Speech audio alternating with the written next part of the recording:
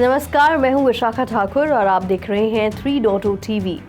Federal reserve के अध्यक्ष Jerome Powell द्वारा इस साल के अंत में इंटरेस्ट रेट में कटौती का आश्वासन दिए जाने के बाद वर्चुअल डिजिटल एसेट्स एक बार फिर बढ़ रही थी। उनकी कांग्रेस की गवाही से पहले जारी की गई टिप्पणियों ने रिस्की एसेट्स की संभावनाओं को बढ़ावा देने में मदद की। बिटकॉइन मार्केट कैप के हिसाब से सबसे बड़ी क्रिप्टो करेंसी पिछले सत्र के रिकॉर्ड सेटिंग के दौरान जबरदस्त उतार चढ़ाव देखने के बाद $66,000 के करीब थी। ये कुछ समय के लिए $69,200 के नए सर्वकालिक उच्चतम स्तर पर पहुंच गई और 10% से अधिक गिर गई। BTC हाल ही में 3.6% ऊपर $65,856 के स्तर पर ट्रेड कर रहा था। कई फैक्टर्स बिटकॉइन के प्राइस मूवमेंट को प्रभावित कर रहे हैं, जिनमें की institutional adoption, macro economic trends, regulatory developments और इन्वेस्टर सेंटिमेंट शामिल हैं। फेड प्रमुख द्वारा सावधानी पूर्वक इस साल के अंत में रेट में कटौती की पुष्टि करने से निश्चित रूप से निवेशकों की भावनाओं को ऊपर उठाने में मदद मिल रही है। हालांकि बिटकॉइन को रुक रुक कर होने वाली बिक्री के मुकाबलों से जूझना होगा, लेकिन इंस्टीट्यूशनल बाइंग एक्टिविटी की गंभीरता से पुरानी क्रिप्टो करेंसी को चाल का लक्ष्य रखने में मदद मिलेगी। एनालिस्ट ने कहा कि बिटकॉइन सपोर्ट एरिया और चल रहे कंसोलिडेशन फेज का सफलतापूर्वक पुनः परीक्षण कर रहा है, जो कि इसे नई ऊंचाई की ओर अग्रसर करेगा। ऑप्टिमिज्म ब्रॉडर मार्केट में फैल रहा है। अन्य बड़े टोकन जैसे कि ईथर, सोलाना, कार्डानो, डोजकॉइन और शिबा इनू आदि को भी प्राइस करेक्शन का सामना करना पड़ा है। इथेरियम दूसरी सबसे बड़ी क्रिप्टो एसेट $3,800 के आंकड़े को पार कर गई है। इसने हाल ही में पिछले 24 घंटों में 7.5% की बढ़त के साथ $3,807 पर ट्रेड किया। अन्य बड़े टोकन जैसे कि बाइनेंस के BNB, सोलाना के मूल टोकन SOL, कार्डानो के ADA, रिपल के XRP और मीम कॉइन जैसे डोजकॉइन श्रेबादी का जलवा जारी है। पिछले 24 घंटों में वैश्विक क्रिप्टो मार्केट 4.4% बढ़कर $2.49 ट्रिलियन हुआ।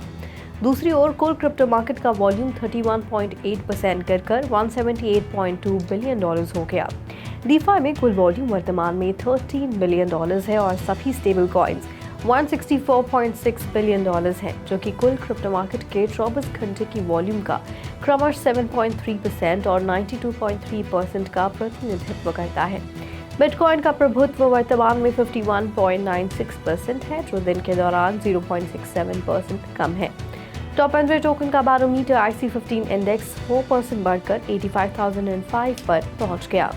इस बीच bankrupt crypto currency lending operation Genesis Global Capital के मालिक बैरी सिल्बर के डिजिटल करेंसी ग्रुप ने फर्म्स के खिलाफ New York attorney general Letitia James के मुकदमे को खारिज करने के लिए एक प्रस्ताव दायर किया है। रिकॉर्ड ऊंचाई से बिटकॉइन की रातों रात वापसी ने क्रिप्टो परपेचुअल फ्यूचर्स मार्केट में फंडिंग रेट्स को सामान्य कर दिया। लीडिंग क्रिप्टो करेंसी $69,000 से ऊपर के नए जीवन काल के उच्चतम स्तर पर पहुंचने के बाद 10% गिरकर $59,700 पर आ गई। इस सुधार के कारण डिजिटल एसेट मार्केट में $1 बिलियन मूल्य के लेवरेज परपेचुअल फ्यूचर्स बेट्स बंद हुए। कॉइनडेस्क 20 इंडेक्स $2,627 के उच्च स्तर तक पहुंच गया, लेकिन तब से $2,496 पर वापस आया। तब से वार्षिक फंडिंग रेट्स या शीर्ष 25 क्रिप्टो करेंसी से जुड़े परपेचुअल फ्यूचर्स में लेवरेज बेट्स रखने की लागत 20% से कम हो गई है, जो कुछ दिनों पहले देखे गए ट्रिपल डिजिट फिगर्स से काफी कम है। ओवरहीटेड परपेचुअल फ्यूचर्स मार्केट की ये ठंडक रिकॉर्ड ऊंचाई पर अधिक लंबे समय तक चलने वाले कदम के लिए द्वार खोलती है। एक पॉजिटिव फंडिंग रेट इंगित करती है कि परपेचुअल स्पॉट प्राइस के मुकाबले प्रीमियम पर ट्रेड कर रहे हैं, जो कि बुलिश बेट्स की बढ़ती मांग का संकेत देता है। बिटकॉइन और गोल्ड रिकॉर्ड ऊंचाई पर पहुंच गए हैं, जो एक दशक पहले बिटकॉइन से उभरने के बाद से दोनों एसेट के लिए पहला एक साथ रिकॉर्ड है। हालांकि हर एसेट के चालक अलग अलग होते हैं। गोल्ड मिलेनिया तक मूल्य के हेवन स्टोर के रूप में कार्य करता है और बिटकॉइन प्योर स्पेकुलेशन से परे एक भूमिका निभाता है। डिजिटल करेंसी रखने वाले अमेरिकी एक्सचेंज ट्रेडिंग फंड्स में इनफ्लो के कारण इस साल बिटकॉइन में लगभग 50% की वृद्धि हुई है। जियोपॉलिटिकल टेंशन या ग्लोबल स्टॉक्स में संभावित गिरावट के कारण सोने की बढ़त को डिफेंसिव पोजीशनिंग के रूप में देखा जा सकता है।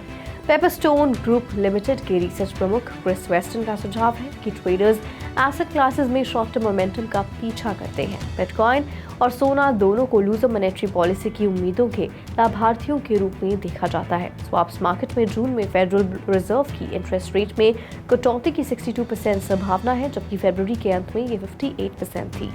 बिटकॉइन की कीमतें खरीदारी की मांग और परपेचुअल फंडिंग रेट्स में रीसेट के कारण बढ़ी हैं, जिससे कि मार्केट में व्यापक बिकवली हुई है और $1 बिलियन से अधिक का लिक्विडेशन हुआ है। क्रिप्टो करेंसी $60,800 तक गिर गई, लेकिन एशियन मॉर्निंग आवर्स में $67,000 के करीब पहुंच गई, जो कि रेजिलियंस का संकेत है।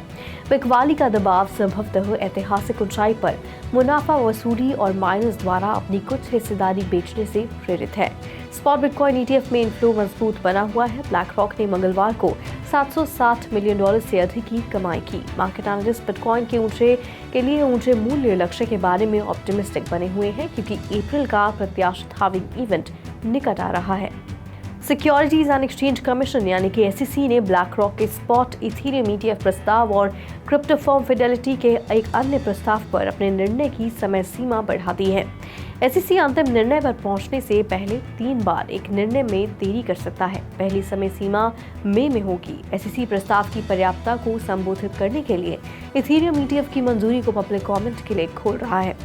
SEC ने आज शेयर्स इथेरियम ट्रस्ट द्वारा रखी गई अंडरलाइंग एसेट की प्रकृति पर चिंता भी जताई है। फिडेलिटी और ब्लैक रॉक दोनों के लिए टिप्पणियां अगले 21 दिनों में और खंडन 35 दिनों में देय हैं।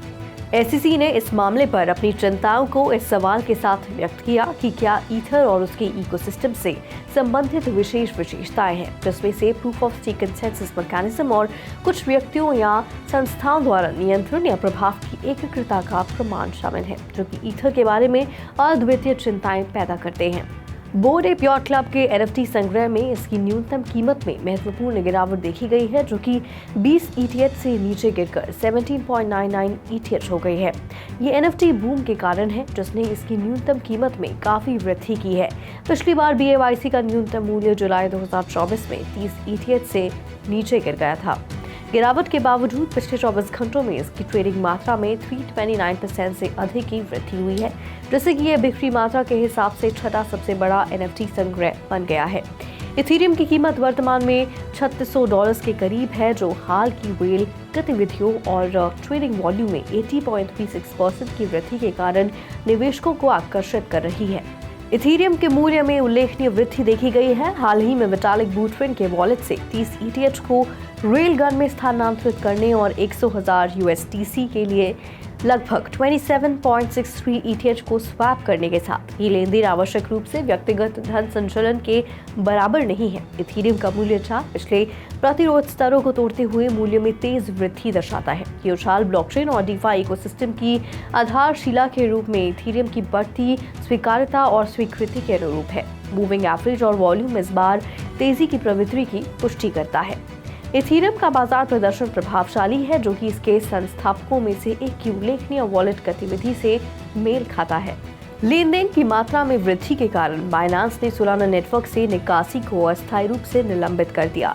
दुनिया के सबसे बड़े क्रिप्टो एक्सचेंज ने घोषणा की है कि वह 2024 3/9/18 UTC की अनुमानित इम्प्लीमेंटेशन डेट के साथ एक स्थिर और लॉन्ग टर्म समाधान पर काम कर रहा है। बढ़े हुए लेनदेन, ट्रैफिक और समस्याओं का सामना करने वाले अन्य एक्सचेंजों में कॉइनबेस, क्रैकन और बाइबिट शामिल हैं। बाइनेंस के रुकने की खबर सोलाना की कीमत में गिरावट के साथ मेल खाती है, जो कि $117 के निचले स्तर तक गिर गई। हालांकि बिटकॉइन के साथ साथ व्यापक क्रिप्टो बाजार में भी उछाल आया। बुधवार की सुबह प्रमुख क्रिप्टो करेंसी $67,000 से ऊपर कारोबार कर रही थी। 5 मार्च 2024 को $69,000 से ऊपर के सर्वकालिक उच्च स्तर पर पहुंचने के बाद ऑल्टकॉइन का मूल्य फिर से बढ़ गया।